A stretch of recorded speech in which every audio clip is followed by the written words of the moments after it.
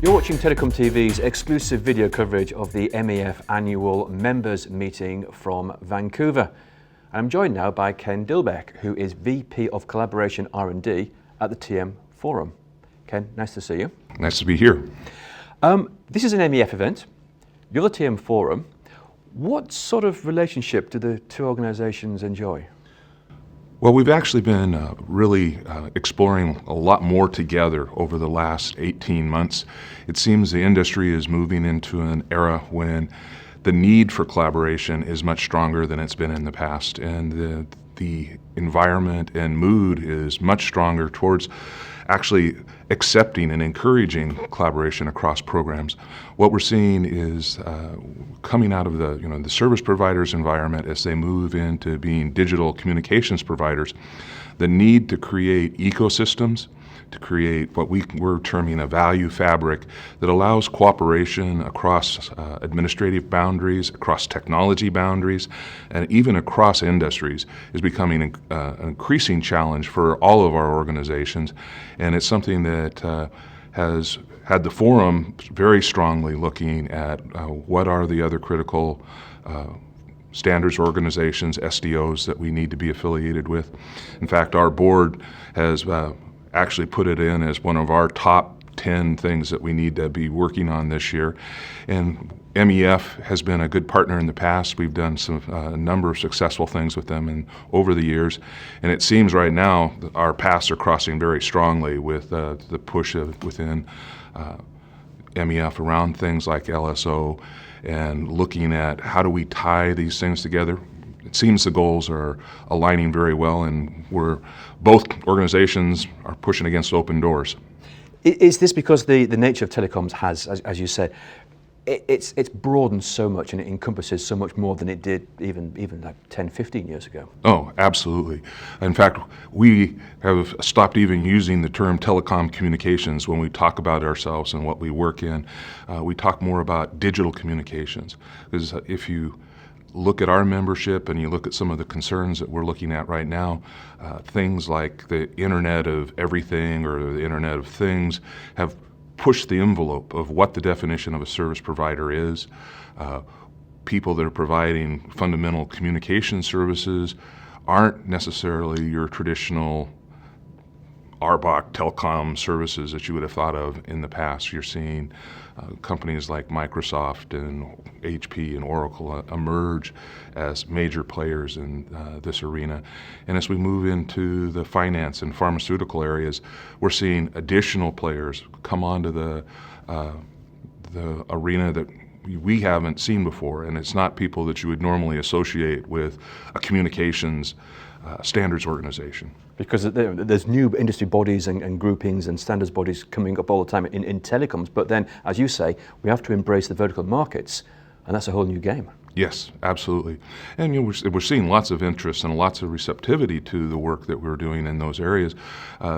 Because of the rich history of telecom in standards and the absolute need for them, we perhaps, more than any other industry, have the patterns and an understanding of what it takes to come to agreement, how to collaborate together, how to bring competitors into the same room and declare peace for a few hours in order to come up with a solution that the two of them can agree to. So I think they're very interested in learning from us. The financials, the pharmaceuticals have all been working with us on initially some very specific targeted areas where there is a lot of interest and a lot of overlap, but we see that broadening. Now, one of the areas that you're collaborating with the MEF on, you mentioned, was Lifecycle services orchestration. What are you doing there, and what exactly does this mean? Well, it's, as you know, it's a relatively new area within the MEF, and it's something that we've been working on from a conceptual level within the forum for a period of time now. What I've seen emerging as the documents have started to mature is that there's a great deal of synergy in what we're looking at.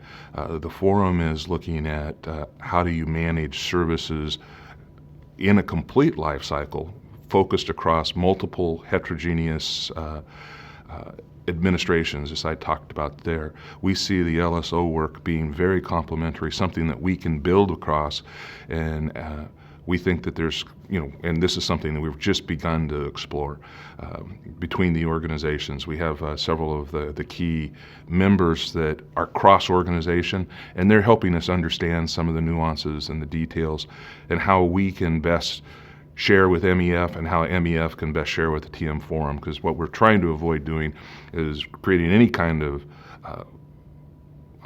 out-of-phase work or anything that would confuse the industry, but we're also trying to leverage the SMEs that are in both organizations to the max. And there are challenges there every time you have to cross legal boundaries and differences of IPR, but I think both organizations are doing everything they can to make sure that those boundaries don't keep us from collaborating, that we do share and we do make the information available to both organizations. So is the whole nature of that OSS, BSS and management, is the whole nature changing? Are we looking at like a revolution, or is it like an evolution, a steady evolution? Well, as we've been looking at the impacts of virtualization, and I won't even say NFV, but just the whole virtualization of the infrastructure and the impacts to the way services will be deployed and the way infrastructure will be deployed, and we see a major change to the OSS infrastructure. We think it's going to have to be re-architected. We think a lot of the concepts that are emerging, and particularly if you begin to really start to explore the virtualization of the infrastructure, where network infrastructure becomes merely another IT resource to be used in virtual assembly of services, it can't help but upset the apple cart a lot. A lot of our current OS systems assume a great deal of knowledge about the physical infrastructure, location, and it's built into our billing systems and into our whole workforce management systems. What's location once you start to virtualize? And it starts to become a very interesting question. If you look at some of the way people handle fault in a data center that's been virtualized in the cloud, it's a completely different paradigm for fault handling. Take that, put it into into a typical network, and our OSSs aren't constructed to handle that. They are very much assuming a much different paradigm. So it can't help but change. And final question for you: how important is it that the industry shows some of these concepts, shows the technology, gets it out of the lab, shows proofs of concepts, catalyzes these ideas so that they can be then looked at, evaluated, either rejected or taken and developed further? We at the Forum believe that's absolutely critical. In fact, we have a program we call our Catalyst program, which is a little more than a proof of concept. We actually try to get as much close to the real field as we can and explore as many what we'd call real user scenarios as possible. And we have some rules about the way we assemble those groups to try to assure that we're getting something that's a bit neutral, that's not tied to a specific product mix. But the reason we do that is we believe that unless you can bring practical results back into the specification process as rapidly as possible, you're going to end up having the potential for a spec, I'm using a paper spec, emerging from the industry that has no pragmatic way to be realized. So we use that as a validation that the specs that are coming through are actually realizable, that they do deliver the expected benefit, and we try to prove that out as early in the process as possible. But that's where we really believe it's going to be critical. We see a shift from the old, I have to build a very detailed specification because I'm going to burn it into silicon, and the cost of making a mistake is incredibly high, to a software paradigm, much more in the DevOps type environment, where the paradigm is fail fast, learn from it, change it, adapt. We see that model moving into the standards organizations and the approach to APIs and the approach to management. Great, Ken, good to talk to you. Thanks so much indeed. Thank you.